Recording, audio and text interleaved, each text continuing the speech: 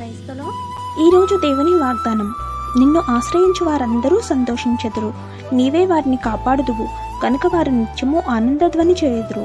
కీర్తనల గ్రంథం 5వ అధ్యాయం 11వ వచనం. ప్రియమైన సహోదరి సహోదరులారా, దేవుణ్ణి ఆశ్రయించు వారికి ఏ మేలు కొదవై ఉండదు. ఆయన మహాగణుడు, మహోన్నతుడు, సర్వము చేయగల సామర్థ్యం గలవాడు. ఆయనకి అసాధ్యమైంది ఏదీ లేదు. అలాంటి దేవుణ్ణి మనం ఆశ్రయించినట్లయితే ఆయనే మనలను కాపాడతారు. మన అవసరాన్ని బట్టి మనుషులను ఆశ్రయిస్తాము. వారిచ్చే ఆశ్రయం కొంతకాలం మాత్రమే ఉంటుంది. కానీ ప్రతి చిన్న విషయంలో దేవుణ్ణి ఆశ్రయిస్తే గొప్ప మేలులు పొందుకుంటాము. దైవజనుడైన భక్త సింగ్ గారు తన ప్రతి అవసరాన్ని దేవుని దగ్గర అడిగి తీసుకునేవారు.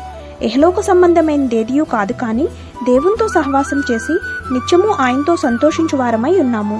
మనం కూడా దేవుణ్ణి ఆశ్రయించినప్పుడు మాత్రమే నిజమైన సంతోషాన్ని పొందుకోగలము.